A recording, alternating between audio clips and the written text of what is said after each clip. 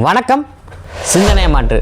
ராஜா வேட்டைக்கு போகிறாரு. பயங்கர இருட்டாக இருக்குது. அந்த இருட்டை பார்த்து ராஜாவுக்கு பயமாயிருச்சு. உடனே ஒரு வெளிச்சம் தெரியுது. அந்த வெளிச்சத்தை நோக்கி வந்து ராஜா போய்கிட்டு இருக்காரு. போன உடனே அந்த இடத்துல ஒரு குடிசை இருக்குது. அந்த குடிசைக்கில் ஒருத்தர் வந்து கிழிஞ்ச துணியோட உட்காந்துருக்கிறாரு.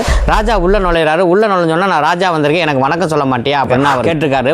உடனே அந்த நபர் சொன்னார், நீங்கள் தான் எங்கள் வீட்டுக்கு வந்திருக்கீங்க, இந்த இருட்டில் நான் தான் உங்களுக்கு வந்து அடைக்கலம் கொடுத்துருவேன், நீ தான் எங்களுக்கு வணக்கம் சொல்லணும் அப்படின்னு சொல்லியிருக்காரு.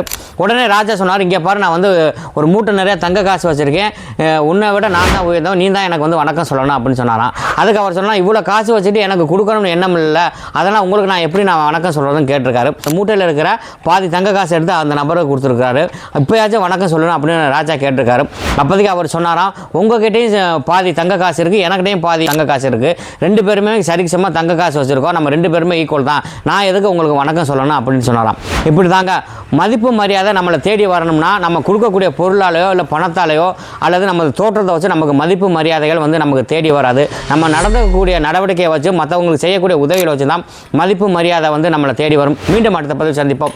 சிந்தனையை மாற்று. நன்றி, வணக்கம்.